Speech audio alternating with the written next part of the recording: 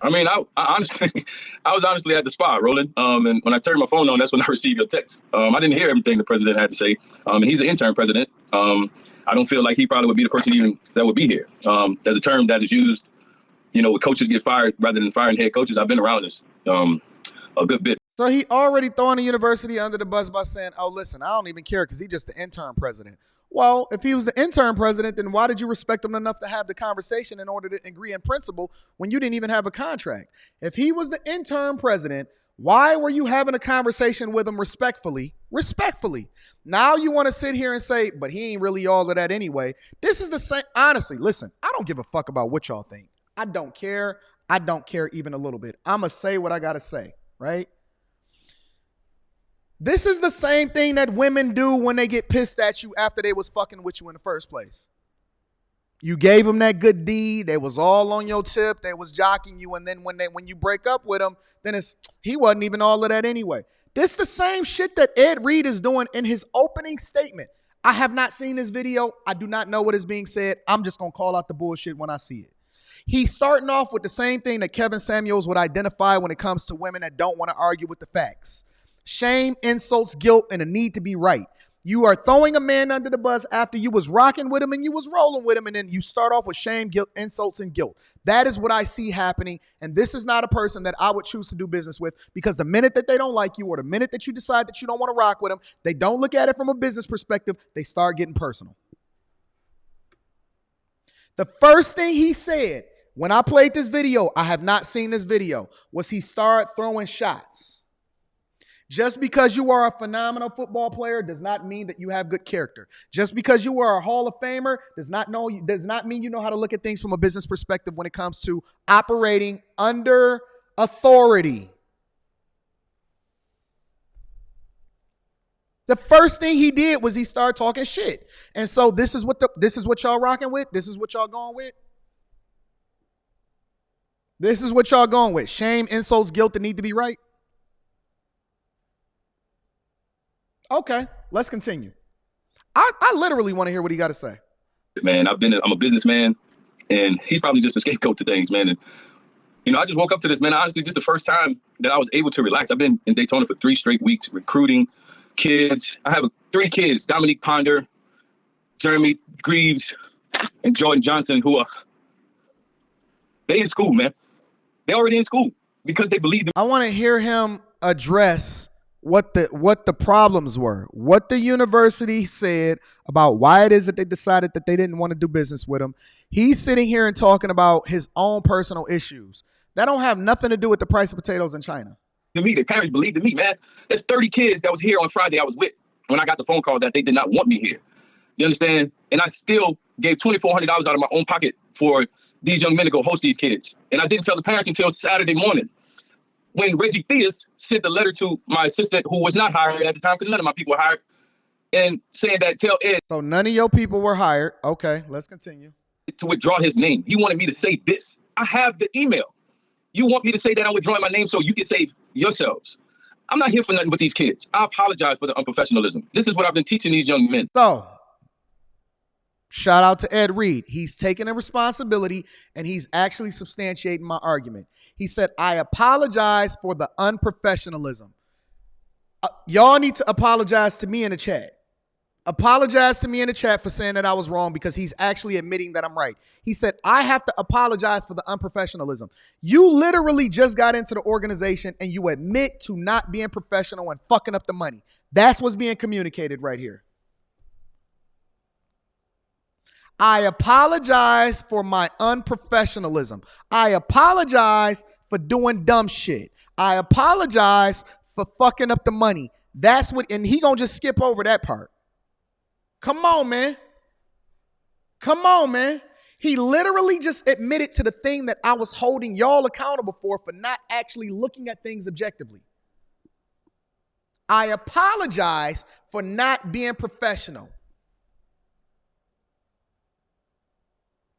I accept y'all apology, even though y'all don't want to say it because y'all got too much pride. Let me read some of these super chats before we get popping. Shout out to my dog JoJo. Says, every Florida HBCU has been on the ropes for financial aid office, pocketing money and losing their accreditation. He's a liar like the other presidents. He's the interim president. He literally just got the job. And I'm pretty sure, come on, y'all, let's be real. I don't know anything about what's going on at HBCUs, but I'm talking about him specifically. Y'all are talking about all the HBCUs. Let's stay on topic. If y'all want me to do a whole show about exposing HBCUs and how it is that I feel about them, I've done them before. I'll do them again. But that has nothing to do with Ed Reed getting fired. Y'all are leaning into y'all emotions like women right now. Flat out. Every HBCU in Florida are damaged, pest-infested, molded campuses with some of the highest institutions. Also, HBCUs in Florida are using money laundering. You can't just say stuff like that. You can't just say stuff like that. You actually have to have real evidence. That's like saying, man, y'all are nuts today. Y'all going ham. I agree Ed Reed was wrong, but I don't agree with him lying like HBCUs are working to fix the colleges. Again, what does this have to do with the price of potatoes in China? I don't agree with what y'all saying right now. Thank you for the super chat. Aaron says, we also need to transform our HBCUs from teaching institutions to more research-based. AT&T is turning into a research one school and it's pulling millions. Agreed. I agree with that. Stephen Baker says, what he's saying hasn't been the reality on campus for years. I live here and I know people who work there. The administration is crooked. How? I'm going to have to drop the link in the chat. I got to drop the link in the chat because I need to hear what y'all got to say. I want y'all to tell me this out of y'all own mouths because y'all going to have to substantiate y'all arguments. I'm not just going to let y'all just make blatant statements because whenever somebody accuses somebody of something, that's all opinion based. We have to have real facts, evidence, and proof. We can't go by what people feel. We can't go by what a narrative is on social media. JoJo says, so they're a Christian school, right? Then why was the financial aid and head people digging up them students in exchange for student aid? I don't really know what that means. I'm sorry, I don't know what that means. Richard Redding says, how does it help us? How does it heal us? Shout out to you for the 3-ball or for the 4-ball. I appreciate you. Centennial G with the 20-ball says, true story, I'll never forget this. High school counselor said I should attend an HBCU back in 2001. I asked why. Response was for the culture. That was very bad. I asked, you think I can't complete at another school? I said, nope, PWI, here I come, no regrets. I agree. I rock with that. Do the thing that's in your best interest.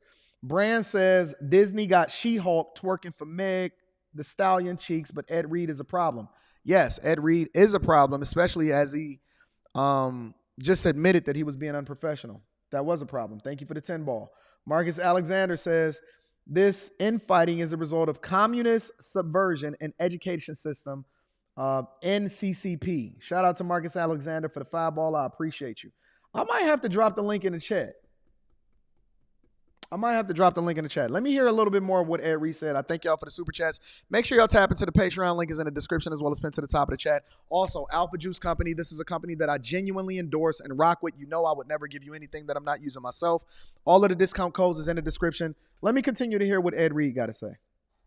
What these young men and young women did today, it's for them, man. That's powerful, man. That's old school things, man. I'm not here to bash this university. I know what Dr. McLeod has built. I've been researching it since they called me. In 1904, when she started this university with 5 young kids, it was built on education. I wasn't here to bash this university. I saw all the things that were going on. I have the tapes. My people and I have been shooting the documentary for the longest. I'm not here to bash Bethune Cookman. I was still trying to get back to the job today. Why is he shooting a documentary? Again, trying to be like Coach Prime.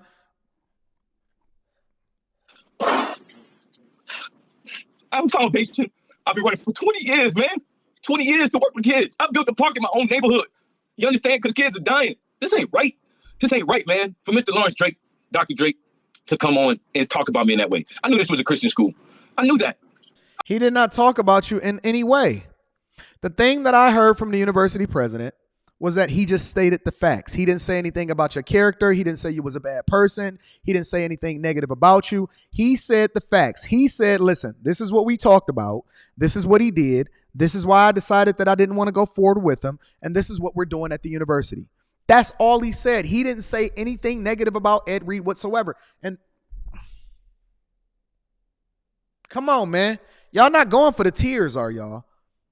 Y'all not going for the tears, man. I'm not going for the tears, bro. I'm not going for that. The only thing I go by is the facts. I go by what it is that I see, and I go by the facts. I'm not going by the tears. I don't care about the passion. I don't care about your feelings. As a matter of fact, my slogan is fuck your feelings. I don't care about none of that.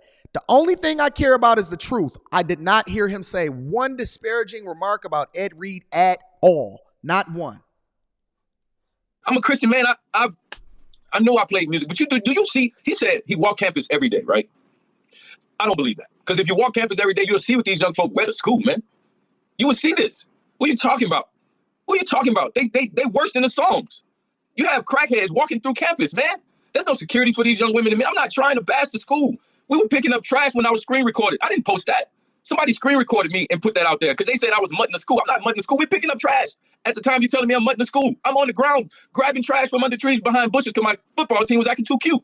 Don't interview me. Interview them kids. Interview the team. Interview these young women and men. I'm not here for me. I got a 14-year-old son who I've been missing his stuff for 3 weeks. I'm tired, man. This is exhausting, man. They lying on me, man. Why lie on me, man, to save your face, man? Because you're doing something wrong. You understand me? I took families to a basketball game. This man, Reggie Theus, man. This man is evil, man. You're evil, man. This man is evil, dude. Now, let me preface this by saying that I don't know anything about Reggie Theus. I have not heard Reggie Theus talk. So whatever his opinion is on Reggie Theus has nothing to do with what it is that I'm breaking down right now. I'm breaking down what the university president, the interim university president said versus what he's saying right now. And I'm trying to parse this through in order to find the truth. Because it's his story, and then it's somewhere in the middle is the truth. I don't know anything about Reggie Theus. I might have to do another live stream on this tomorrow so that I can break down and try to understand who Reggie Theus is. But I don't care about tears and passion and all of that.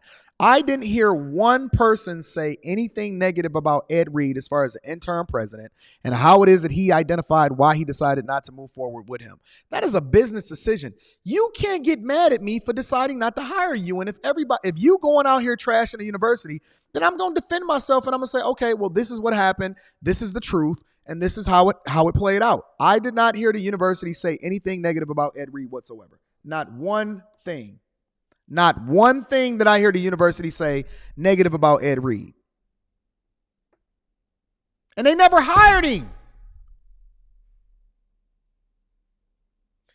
They never hired him. I'm going to look at these. Honestly, all this tells me is this is people that has never really had a job in their life. This is a person that seems to have never actually really had a job in their life because people don't know how to operate out of professionalism. They operate out of their feelings and they think that we care anything about that. And we don't. I don't, because I look at everything from a business perspective. They never hired you. I know who Reggie Theus is as far as his ex-NBA career, but I'm a break down the Reggie Theus interview tomorrow. Let's continue with this. Parents to a basketball game. You understand me? And he don't come out during the warm-up. All the parents are like, where's the coach? Then when you do come out, man, you got another man fixing your pants, man. What? Bro, I'm not rolling. I'm not like, bro, I'm not with these people portraying me to be. The people who know me know I'm not like that, man. Yeah, I speak with passion. Have you ever seen my speech from Florida State game when we were winning? And I gave that speech. I respect everything Dr. McLeod built this thing on. I showed the team the video. You understand me? I showed the team the video after I saw it on Martin Luther King's birthday before the day when everybody celebrate him. I cried for them kids, man. I hurt for them kids because it's wrong. I got eight kids that committed the week before. These kids calling me, their parents calling me. What we gonna do? I can't get these kids. That sounds like a personal problem. They never hired you. Congratulations. You played yourself. Congratulations. You played yourself. You started recording a video. You started going about doing things. You thought that you was Coach Prime because you seen the movement that Coach Prime did and how it is that he did his playbook, and it didn't work for you. Listen, man, I don't care nothing about how y'all feel about them as specific players. I want to know whether or not you got good business acumen. If somebody actually insulted you or did something wrong, I don't see any of that. And as much as I'd love to hold HBCUs accountable because you know me, you know how I feel about this black culture and the black community, I'm not going to make up a story in my mind in order to support a narrative. I'm going to be objective and I'm going to call it what it is. I don't see anything except for tears, passion, and a plea that is finessing y'all into believing something that's not necessarily true. You're going to have to look at everything as a business perspective and you're going to have to go about doing things the right way. He lucky He's lucky this happened on a lower level because he has another opportunity if he wants to go into coaching for him to actually learn from this experience and move forward in a more professional manner. Kids in no school. I can't have these kids uncommitted go somewhere else. And you telling me I'm withdrawing? No, I'm not withdrawing. I still want to coach here and coach these kids after all this going on. And I'm wrong, Roland? Come on, man. Come on, man. And y'all know what's right. Brother, you know what's right. You know that man on here lying. He's a scapegoat. This man an interim president. I've been doing this, man. I just left University of Miami where I was the chief of staff, making a lot more with less responsibilities. I got a 6-figure job on internet working for the 33rd. I didn't need this. I'm financially stable and I was teaching them young men how to be gentlemen, you understand? I'm putting a napkin on their lap in front of their parents. The night they call me, interview these parents. We're talking about Bethune Cookman University. It's been lots of drama. Ed Reed, there's a lot of focus and attention when he made the decision. It was announced he would become the head football coach there. And then, of course, when he shared his thoughts about the campus and conditions, people began to talk. And then this weekend, the decision was made by the president. He said he made the decision not to move forward with Ed Reed. Ed released his statement saying, look, they pretty much worked all the contract details out. But the president said he simply did not align with their values. And joining us right now is Ed Reed. Ed, clearly we see your emotion and how you feel and the passion when you told those young men on Saturday. Deion Sanders came onto your live stream as well, offering you words of encouragement in a moment when... Y'all, I wish I would not get finessed and y'all would not catch the bamboozle, right? Because what he's going to sell you, okay? And let me break this down. And this is one of the important reasons why I'm here, right? Because I don't look at things just based off of the surface level. I look at things based off of what they can be. He's saying, right? Yo, I could have stayed at the University of Miami where I was making more money with less responsibility. Fair point. I don't disagree with that. Why do y'all think that he came over to coach at Bethune Cookman? I'm going to ask y'all again. Why do y'all think that he decided to, and again, I appreciate y'all. Thank y'all for rocking out with me. I'm open to the possibility that I'm wrong, and this is one of the reasons why I have this show is because I'm giving my unfiltered thoughts. Why do y'all think that he came over to coach at Bethune Cookman? Let's mine this out. Let's look at it from a business perspective. This is my opinion. This is not anything that he said. This is my opinion. Some people say to be a head coach. Anton dropped the link. You wrong on this one? I will. Let me drop the link. Clout chasing. But he wasn't the man at AT, the University of Miami. Stepping. Somebody caught it.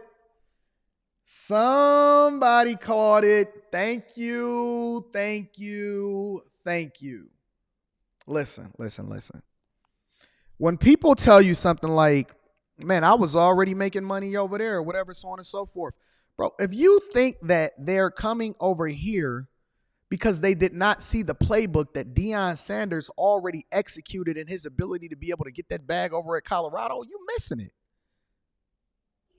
You let the speeches and the passion get in the way of what it is that you got going on.